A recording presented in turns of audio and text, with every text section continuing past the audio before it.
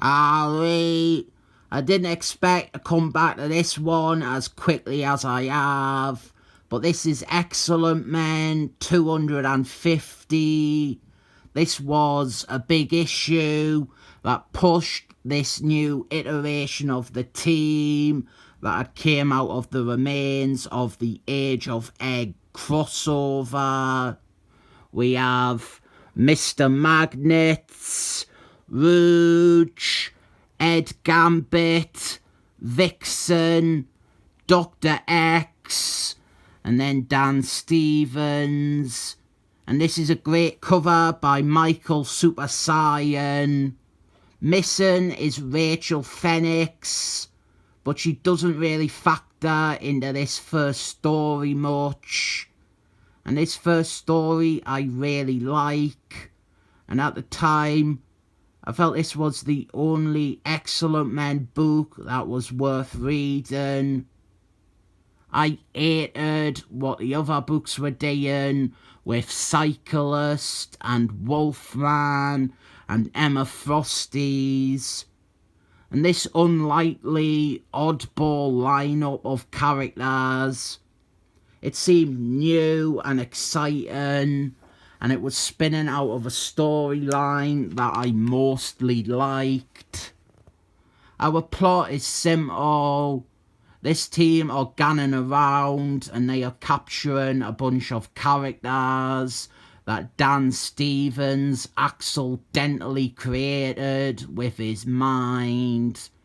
It's just heroes versus villains. We start in media res though, so that is a negative point from me.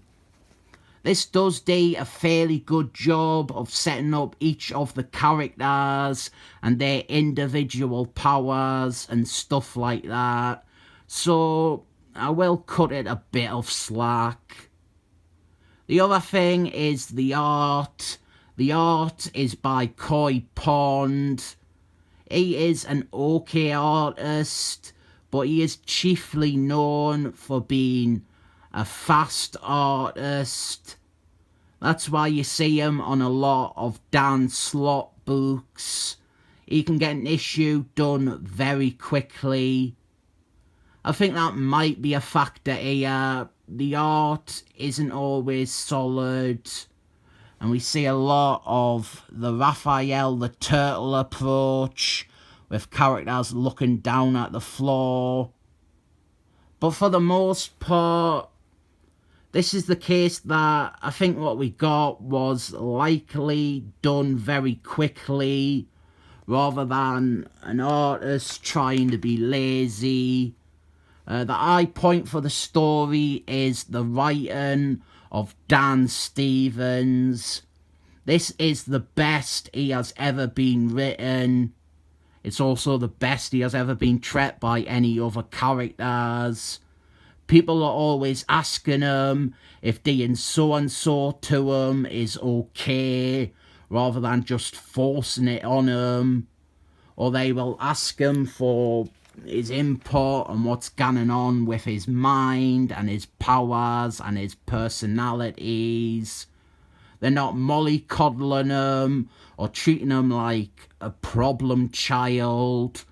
They're just treating him like any other member of the team, and they're trying to help him and not throw him into a rubber room. The peak of this would be this scene here with Cyclist. He just talks to Dan Stevens as if Dan Stevens was Snowman or the Smurf or whoever. So our team, it was to be Dr. X, Ed Gambit, Dan Stevens and Rouge.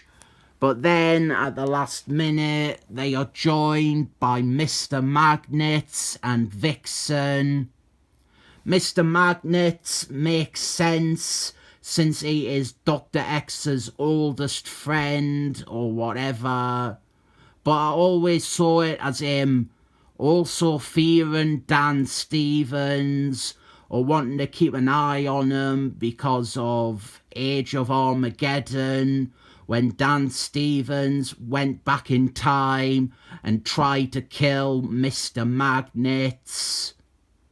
Vixen, on the other hand, she is just there because she is looking for something to do, and this writer wants to write her. We have some proper Raphael the Turtle nonsense going on with the art here though. I do wonder if, for whatever reason, after Clayface left the book, if Raphael the Turtle, he was meant to be the main artist, and he was being held up as the book's new look, and all these other artists are having to adapt and draw this awful art style where people only ever look at the floor, or everything is shown from a stupid, pointless angle. And here is the last member of the cast, Rachel Phoenix. She cannot go on this mission with the team because she is stuck in an energy form, and she cannot really leave the Excellent Men's Island, or she will dissipate even faster than she already is. And after all this, we are caught up, and we jump back in where we were at the start. The team, they are fighting this one muty kid who has bonkers time powers, and he beats Ed Gambit here. But Dan Stevens, he just steals the show. He confronts this character, and Dan Stevens, he's just written as another hero. He is another member of the Excellent Men. I love it. This is what the character can be. He is this dude with awful hair who has an endless assortment of powers he can draw upon, but he also has mental issues that make using those powers unreliable. But now he is on a team with other characters, so he can come into his own as a hero. And right there is where the Excellent Men died forever. July 2011. My belief is that the best use of Dan Stevens is popping him on a team like this, or maybe the New Muties, and giving him a similar setup to Aya. He has a magic science watch here that lets him tap into the powers of the different personalities in his head without them totally taking control of his body. As you'll see though, some personalities are more overwhelming than others. And I just really like how this story treats him like a character instead of a basket case. We even touch on his relationship with his dad, which is another thing that I think has been overlooked for far too long. But our big bad is this thing here. He is called Styx, and it's spelt like that terrible band. And I didn't know which is worse, the band or this muty monster thing. It's not over yet though, because meanwhile, let's check back in on Rachel Phoenix, and how her dad Cyclist is completely failing to keep his promise of helping her by doing absolutely nought, and instead it's now up to Rouge.